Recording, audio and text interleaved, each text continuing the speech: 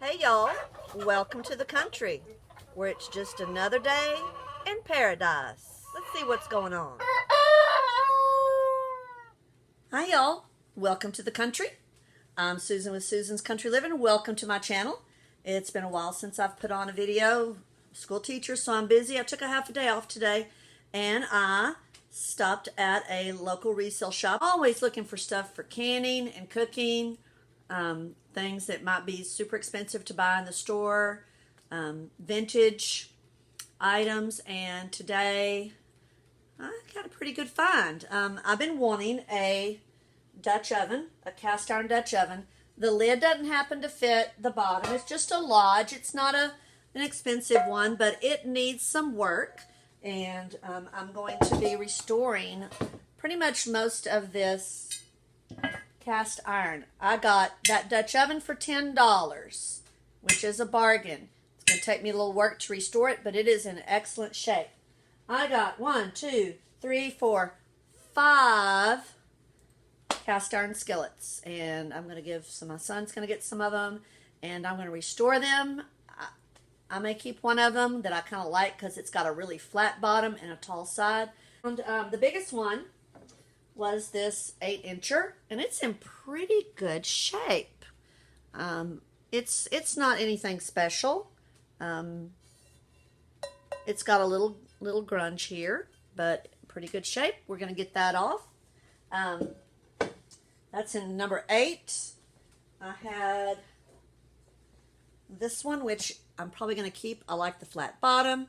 It's got a tall side, but you can see all this grungy grease on there. We're going to get that off. This is a little bit smaller than the number 8, and this one it's got a lot. You can see all that caked on stuff. The way the light's coming in the window, you can see that really well. The inside looks pretty good though. And these are number 7s here. Here's another one. And this one is it's got a lot of burn-on stuff here.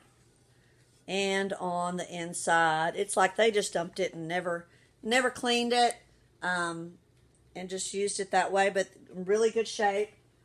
It's probably, looks like it's a number 6. And then this little cutie pie, this little one for some like eggs, it is just really caked on. It's a number 5, and it is really caked on.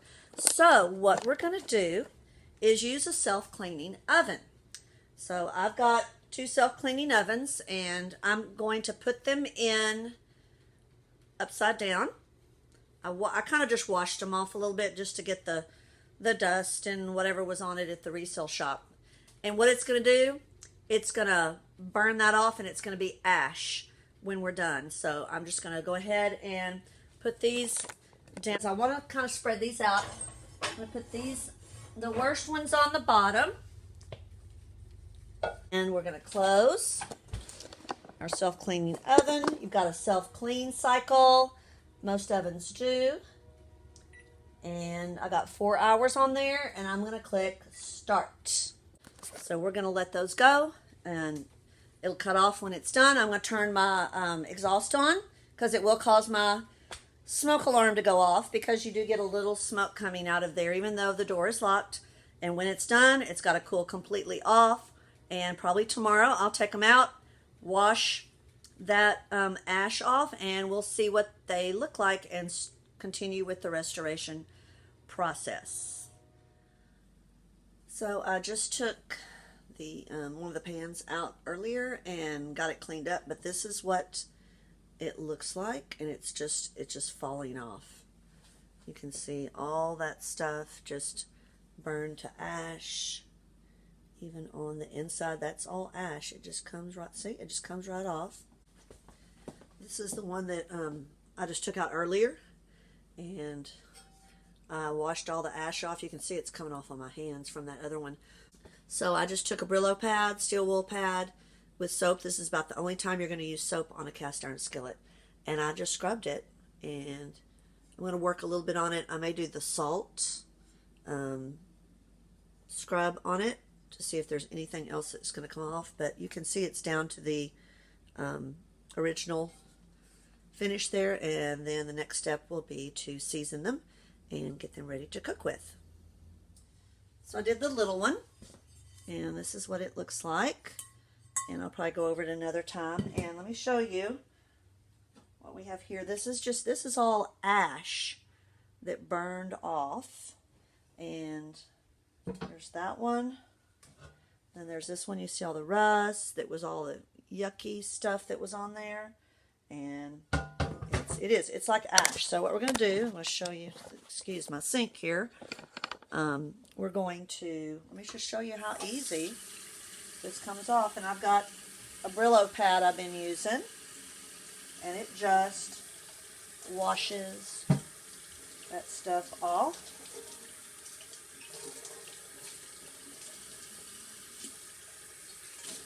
And I'll just take, I have a SOS or Brillo pad. You can use soap on it like this, because we're going to take all that stuff off, and it will all be re-seasoned. So we are we're refurbishing these, or refinishing them there, and it's just going to look like a bunch of rust coming off here. We'll take a look at it. Rinse this off and see what it looks like. Different. It's got a really flat bottom on it, and it's a little deeper, so that would be good for if you were going to fry something on that some. But you can see just, well, what a difference. I'll put that on the stove and turn on the flame on the stove and get it really good and dry, and then I'll probably scrub it again. I'm gonna make my cornbread in this for Thanksgiving.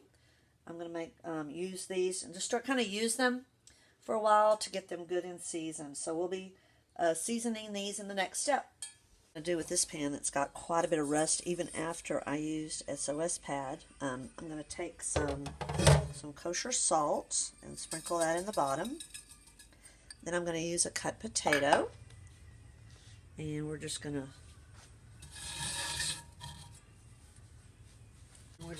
work this salt in, and the potato gives a little moisture there, and that salt, you'll see that salt is going to turn color.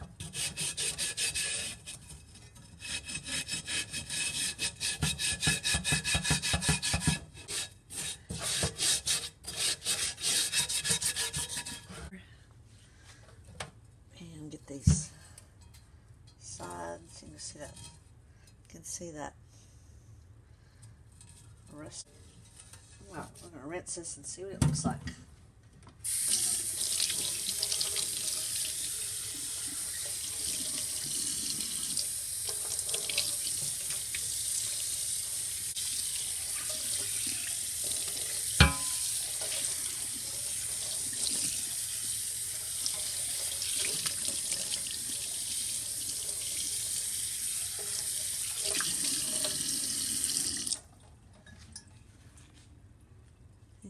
So now we are ready to season our pan. So it's gotten as much of the rust out as I can on this one. And this is a number 7. That just means it fit on a wood burning stove. A number 7 hole where the fire was. So I've got some vegetable shortening. You can pretty much use most any kind of oil. I've been using this rag, so it is full of Crisco, or vegetable shortening. So what I'm going to do first is I've got my toaster oven heating up. I'm going to put this in there for about 10 minutes to open the pores up. Then I'm going to pull it out and rub it with some oil. I'm going to rub it with some oil first and stick it in there and then pull it back out. So what I'm going to do is, this is a clean rag that I've been using, and I'm just going to get some shortening, and I keep this in a Ziploc bag, and we're just going to rub this all inside come on the outside also because we want to protect the entire pan.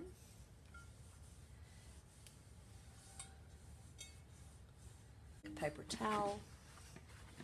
Going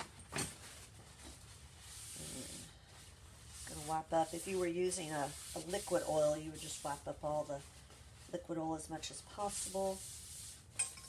And you're going to get some of that red color coming off on here.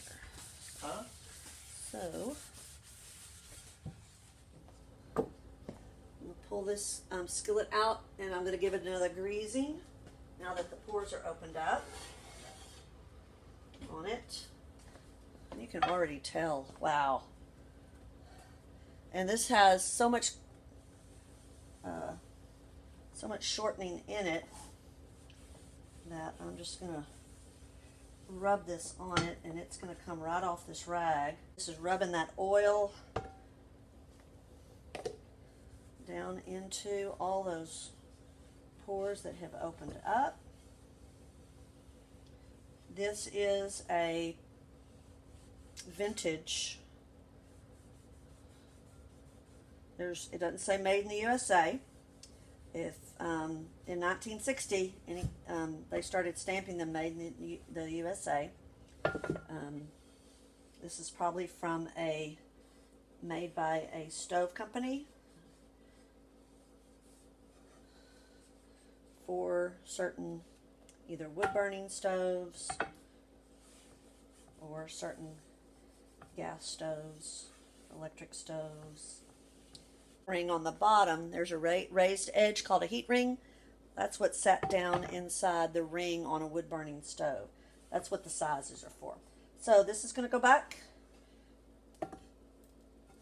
in the toaster oven. I've got it set on about 350, and I'm going to put it in there for an hour, and then I'll go through the process again. But you can already see, wow, what a difference there. What a difference that I've already done. It was one of those that I showed you early, and it's getting there with the seasoning. Get the light right here. There. You can see how dark, and it'll get there.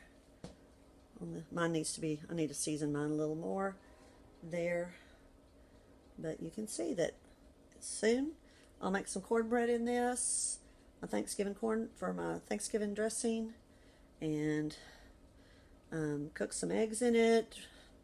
You can even do some biscuits in it, and just using it, it's going to get darker and darker, and will be virtually non-stick. So I wanted to show y'all my finished product here on this, my first refinishing of cast iron. You remember the beginning of the video, this cast iron was crusty. It was just crusted with grease and burnt on stuff and rusty.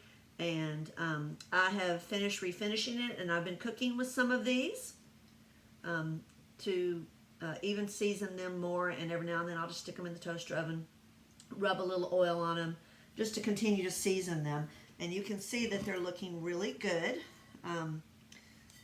Number 5, that's a vintage one. This is a number 6. This one's made after 1964 because it says made in the USA. We have a number 7. It's got a T on the bottom. This is a vintage one. It has the heat ring there. Another number 7. This is a more modern one. Has the flat bottom there. Very heavy. Big difference between the more modern and the vintage ones. This one was a surprise. This is my 100-year-old. You can see this mark right here. That's where they broke it from the mold. This was before 1900 is how they made these. This one is as smooth as glass inside. They usually are more smooth because they did not pre-season them at the factory. I've cooked with this. I've fried chicken in it, and it's much lighter than my other number 8 over there that is a little newer. So over 100 years old. It was crusty and rusty and gross. Now it's a great pan. And this was This was a Lodge. This is more modern. It's a very rough finish because they pre-season these, and they want that pre-seasoning to stick to it. So you can hear that it has a roughness to it, but it was so rusty. And I'm still working on this. I'm going to deep fry in it tomorrow. I made some gumbo in it last night, and boy, it comes to a boil really quick because this cast iron holds that heat. I've done bacon, fried eggs, and it's just like a no-stick